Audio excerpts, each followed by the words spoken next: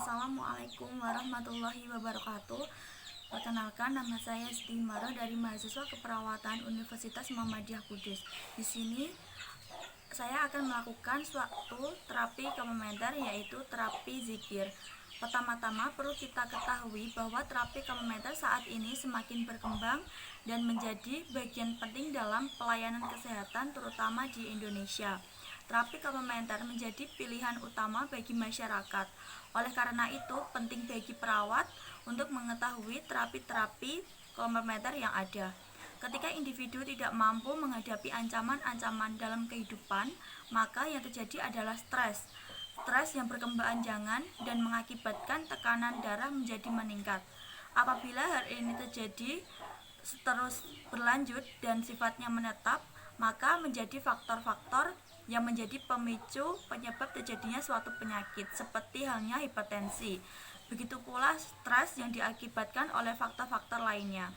Salah satu terapi komplementer yang begitu efektif dan ampuh berdasarkan hasil penelitian dari Widuri Ayu Anggriani dengan judul Pengaruh Terapi Relaksasi Zikir untuk Menurunkan Stres pada Penderita Hipertensi Esensial adalah terapi zikir, di mana terapi ini merupakan terapi doa dalam perawatan spiritual, dan penyakit yang dapat disembuhkan ataupun yang dapat disembuhkan dari terapi ini adalah contohnya saja hipertensi.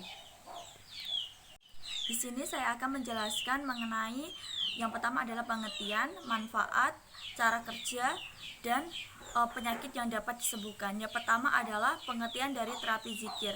Pengertian dari terapi zikir adalah suatu upaya mendekatkan diri kepada Allah dengan cara mengingatnya. Manfaat yang dapat diambil dari terapi zikir yaitu senantiasa mendapatkan hidayah bagi orang yang melaksanakan. Yang kedua, menjadikan hati lebih tenang, damai, dan tentram. Yang ketiga, menolak bencana. Yang keempat, menghilangkan kesusahan hati, dan sebagainya.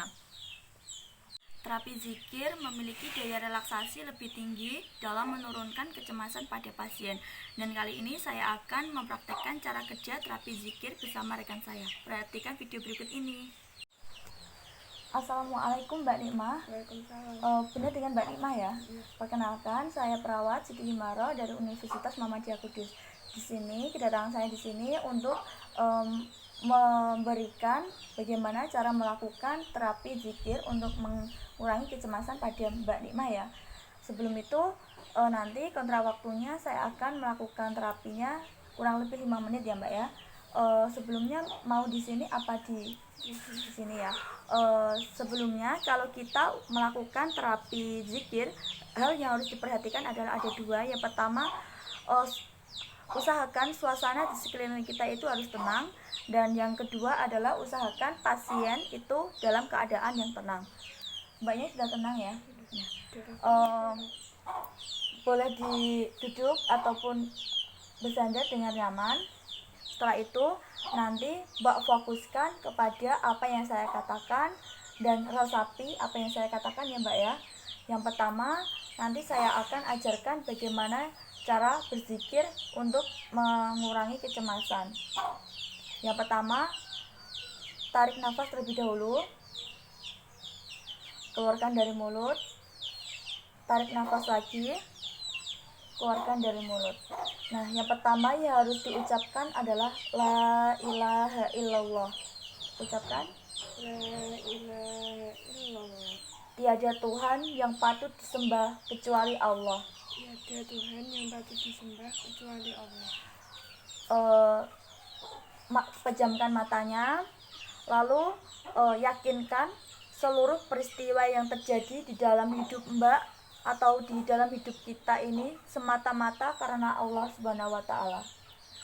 Yang kedua yang dilafalkan yaitu istighfar. Astagfirullahaladzim. Astagfirullahaladzim. Lagi.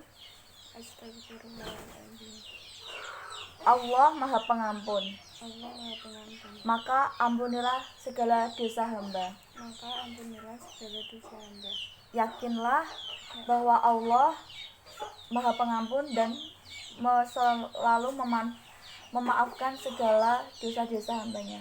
Yakinlah bahwa Allah Maha Pengampun dan selalu mengampuni dosa-dosa hambanya. Itu diresapi ya Mbak ya.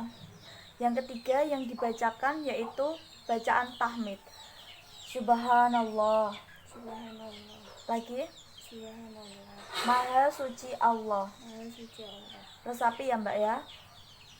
Yakinlah dalam hati Allah Maha Pemurah, lagi Maha Penyayang, dan yakinlah Allah akan mengangkat penyakit yang ada di tubuh Mbak ya.